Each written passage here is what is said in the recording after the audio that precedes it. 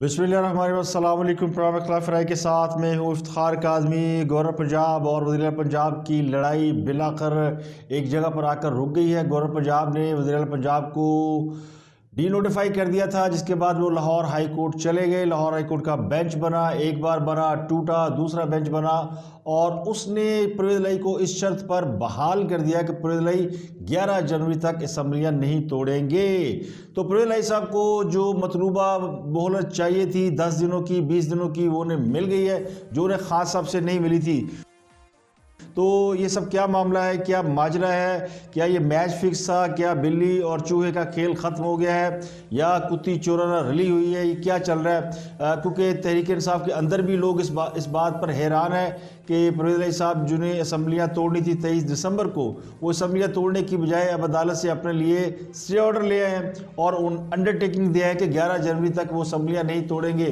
तो खास साहब जिन्होंने जुम्मे को असम्बलियाँ तोड़ने का ऐलान किया था, तो उनका ऐलान जो है वो अब कहते हैं ठट्टे खूज, पंजाबी में कहते हैं कि उनका सारा ऐलान, सारा प्रोग्राम दबरदूस हो गया। खास साहब ने जो वादा किया था वो पूरा नहीं कर सके और शायद बहुत से लोगों की या कुछ ताकतों की ये ख्वाहिश होगी कि खास साहब अपने इस वादे में नाकाम रहे।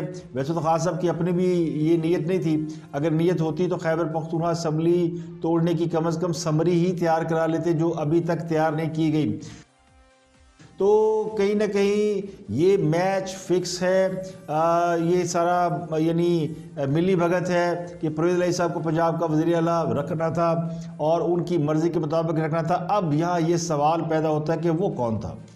जो सवाल तहरीक इंसाफ वाले पूछते थे, अब वही सवाल दूसरे लोग भी पूछ रहे हैं, बल्कि तहरीक इंसाफ के लोग भी पूछ रहे हैं कि वो कौन है जिसने परवेज़ इलाही साहब को वज़ीर आला पंजाब बरकरार रखा है। जब उन्हें डी नोटिफाई किया गया था तो उस वक़्त भी जो गवर्नर पंजाब ने नोटिफिकेशन जारी किया था उसमें ये लिखा हुआ था कि परवेज़ इलाही ही वज़ीर आला रहेंगे। यानी वो निगरान वज़ीर आला भी थे, वो अबूरी वज़ीर आला भी थे, वो कायम मकाम वज़ीर आला भी थे और अब वो पक्के वज़ीर आला भी हैं। उनकी काबीना गवर्नर ने मुअत्तल की, वो भी बहाल हो गई है। लाहौर हाई कोर्ट ने कहा कि हम एतमाद का वोट लेने के पाबंद नहीं है, लेकिन ये अंडरटेकिंग उन्होंने दी है कि वो 11 जनवरी तक यानी बहाल किए जाने पर असम्बली नहीं तोड़ेंगे। तो 11 जनवरी की डेट दी गई है, दोबारा यानी उन्हें अदालत में पेश होना पड़ेगा, लेकिन 11 जनवरी तक जो है वो असम्बली नहीं तोड़ी जा रही। तो ये अब जो अंडरटेकिंग है या ये बॉन्डिंग है, ये अब इमरान खान साहब के लिए। तो पंजाब असम्बली बच गई तो खैबर पख्तूनख्वा असम्बली तो पहले इस बात पर तैयार बैठी थी कि हमने जब तक पंजाब असम्बली नहीं टूटेगी हम नहीं जाएंगे। तो मन रामी खुजता टेर, ये सारी जो यानी पाकिस्तान की आवाम को बड़ी अच्छी तरह ये बात समझ में आ रही है कि ये हो क्या रहा है, ये चल क्या रहा है। परवेज़ इलाही साहब को जिन ताकतों के हवाले से वो ये दावा करते हैं कि वो उनके दोस्त हैं, जिनके पैगाम वो सियासी जमातों को पहुंचाते हैं, जिनसे पूछ कर वो फैसले करते हैं, अगर वो ये चाहते थे कि परवेज़ इलाही ही वज़ीर आला रहें या उनको वज़ारत आला का इनाम दिया जाए, जो उन्होंने पोजीशन ली इमरान खान के हवाले से, जो उन्होंने जनरल बाजवा पर तनकीद की, अगर उसके सिले में उन्हें वज़ारत आला में कुछ दिन और मिल गए हैं, तो फिर पाकिस्तान की सियासत में अगर कुछ लोग ये दावा करते हैं कि वो सियासत से लाताल्लुक़ है, तो फिर उन पर सवाल तो उठेंगे। फिर तो लोग कहेंगे जी कि सियासत से लाताल्लुक़ी का आलम यह है कि वज़ीर आला पंजाब के ख़िलाफ़ अदम एतमाद की तहरीक वापस ले ली जाती है, उनसे एतमाद का वोट लेने के लिए कहा जाता, स्पीकर इजलास नहीं बुलाता और जब उनको हटाया जाता है तो वो हाई कोर्ट चले जाते हैं। हाई कोर्ट का 5 रुकनी बेंच बनता है, लार्जर बेंच, और उन्हें रिस्टोर कर देता है। तो ये सारी चीज़ें हैं। जो अंडरटेकिंग उन्होंने दी है वो बड़ी दिलचस्प है। उस अंडरटेकिंग में उन्होंने कहा कि अगर मुझे बहाल भी किया जाता है तो मैं असम्बली तोड़ने की एडवाइस नहीं दूंगा, यानी मैं वो नहीं दूंगा। जबकि तहरीक इंसाफ वाले तो ये दावे कर चुके हैं कि परवेज़ इलाही साहब तो लिख के दे चुके हैं इमरान खान साहब को, और इमरान खान साहब भी बड़क मार चुके हैं कि परवेज़ इलाही ने मुझे कह दिया है कि जब चाहे आप असम्बलियाँ तोड़ दें। तो ए पे आ जाए इमरान खान, ये वही इमरान खान है जो कहता था कि हम किसी से डरते नहीं, हम जो है वो अमेरिका की ग़ुलामी नहीं चाहते, और यहाँ वो परवेज़ इलाही साहब के बिल्कुल नीचे लग गए हैं। यानी अब असम्बलियाँ तोड़ना खास साहब हथ नहीं रह गया, असम्बलियाँ तोड़नी है तो परवेज़ इलाही ने तोड़नी है, जो उन्होंने तोड़ी नहीं। परवेज़ इलाही जो है वो जिस टहनी के ऊपर बैठे हुए हैं, जिस शाख पे वो बैठे हुए हैं, उस शाख को वो कुल्हाड़ी से काटना नहीं चाहते। उनको किसी पागल कुत्ते ने काटा है कि वो अपनी वज़ारत आला इमरान खान की ज़िद और अना पे कुर्बान कर दे। लेकिन चूंकि उनके वो इत्तेहादी भी हैं, उन्होंने साथ भी रहना है, फेस सेविंग भी चाहिए, खासम को भी फेस सेविंग चाहिए, परवेज़ इलाही को भी फेस सेविंग चाहिए। तो ये दोनों की अंडरस्टैंडिंग है, जो मुझे लगता है कि दोनों की अंडरस्टैंडिंग के बाद ही सब कुछ हुआ है। तो ये अंडरटेकिंग भी मैं आपको पढ़ के सुना देता हूँ कि इस अंडरटेकिंग में क्या क्या है, जो ज़राए के हवाले से है। अदालत की जानिब से जब कहा गया कि आप अंडरटेकिंग दें, लिख कर दें परवेज़ इलाही साहब को कि आप असम्बली नहीं तोड़ेंगे, तो परवेज़ इलाही ने अंडरटेकिंग लिख के पहले मुनस इलाही के हवाले की और फिर मुनस इलाही ज़मान पार्क गए। वहाँ उन्होंने इमरान खान के साथ मुलाकात की, advocate general Punjab barrister Ali और बैरिस्टर अली ज़फ़र जो उनके वकील हैं, ये 3-4 लोग मौजूद थे। इसके बाद जो है वो फिर इमरान खान साहब से मशवरा किया गया। इमरान खान साहब ने कहा जनाब ठीक है करें जनाब, यही तो करना था, यही तो हम चाह रहे थे कि असम्बलियाँ भी न टूटे और हमारी इज्जत भी रह जाए। खान साहब ने जो 26 नवंबर को भड़क मारी थी ना इस्लामाबाद के अंदर कि बस 23 नवंबर को हम जो है वो जल्द असम्बलियाँ तोड़ देंगे, हम इस निज़ाम से निकलने वाले हैं। अब वो उसी निज़ाम के अंदर घुस रहे हैं, तरले मिनते खुशामदे और पता नहीं क्या कुछ कर चुके हैं। यानी कोई ऐसा काम नहीं छोड़ा ना परवेज़ इलाही ने ना इमरान खान साहब ने जिसमें वो इस्टेब्लिशमेंट के गोडे गिट्टे ना पकड़ रहे हों। तो उसका इनाम और उसका सिला कुछ ना कुछ तो मिल रहा है। तो ये इमरान खान की मंजूरी के बाद अंडरटेकिंग परवेज़ इलाही ने दी है, परवेज़ इलाही ने अपनी मर्जी से नहीं दी। तो इसी से अंदाज़ा लगा लें कि ये मिली भगत का लेवल क्या है और ये अवाम को किस तरह बेवकूफ़ बनाया जा रहा है। और वो तहरीक इंसाफ वाले ये समझ रहे इमरान खान बड़ा सादा है और परवेज़ इलाही ने उन्हें उल्लू बना दिया। हालांकि किसी को उल्लू बनाने की कोई ज़रूरत नहीं होती। तो परवेज़ इलाही इमरान खान को उल्लू नहीं बना सकते। खान साहब अवाम को ट्रक की बत्ती के पीछे लगाते हैं, उन्होंने अवाम को उल्लू बना रखा है और वो अपना उल्लू बटा 2 जो है वो अवाम के सामने बेच रहे हैं और अवाम बड़े मज़े से यानी वो गोलियां खा रहे हैं जो अवाम वो जो लपेट के दी जा रही। तो ये बड़ी खबर है। मैंने इससे पहले वीलॉग किया और जितनी बार वीलॉग करता हूँ कोई नई डेवलपमेंट आ जाती है। मतलब पिछला वीलॉग मैंने किया था वो भी तैयार ही था कि हाई कोर्ट का फैसला आ गया। तो अब आपको पुरानी बासी खबरें देने से हमारा कोई दिलचस्पी नहीं है कि आपको पुरानी बासी खबरें दें। तो कुछ खबरें ऐसी हैं जो कि है और वो देने वाली हैं। उनमें एक खबर तो आपको पता है कि वो है बड़ी खबर, वो इस्लामाबाद में जो धमाका हुआ एक बड़ी खबर थी कि पाकिस्तान में दहशतगर्दी की एक बड़ी वारदात करने की कोशिश की गई और पाकिस्तान कैपिटल में। और इसका आज की तारीख से अगर आप आज 23 दिसंबर है और 2 वाक़यात ऐसे हुए हैं, अगर ये 2 वाक़यात को अगर आप मिला कर देखें 23 दिसंबर के हवाले से और ये कोर्ट प्रोसीडिंग ना होती, अदम एतमाद ना आई होती, एतमाद का वोट लेने के लिए ना कहा गया होता, ये मामला कोर्टों में ना गया होता, तो फिर क्या होता। इसको आप जोड़ कर देखें।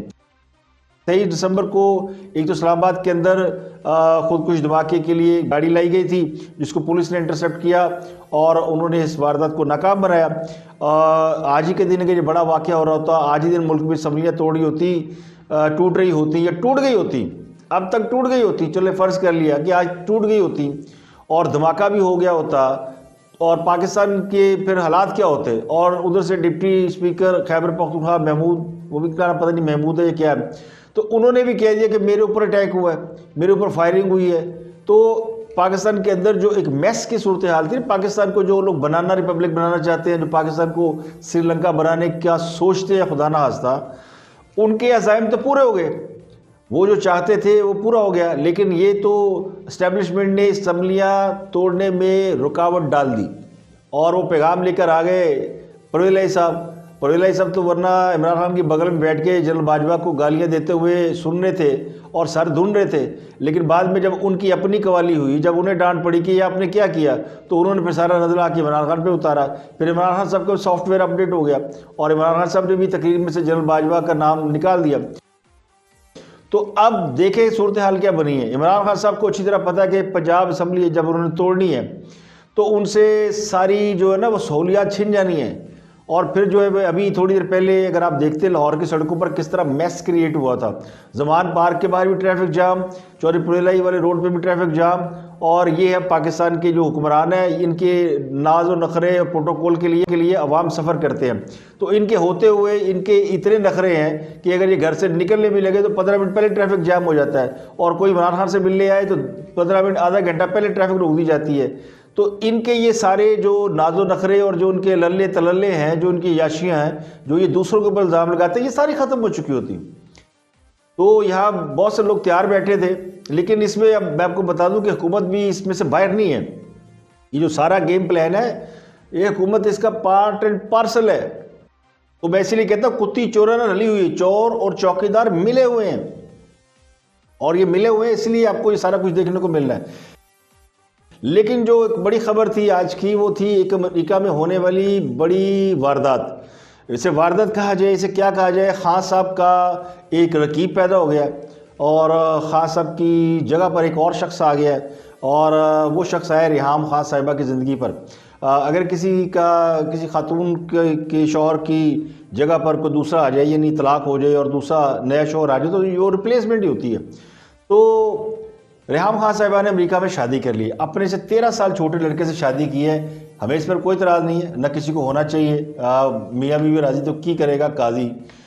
उनकी शादी हो गई है और शादी से बहुत से लोगों को प्रॉब्लम होगी कि रेहाम खान उनसे बड़ी है और वो लड़का छोटा सा है। और लड़के के बारे में ये भी है कि वो बड़े मीम शीम बना के पीटीआई के और इमरान खान साहब की बड़ी किट लगाता रहा है।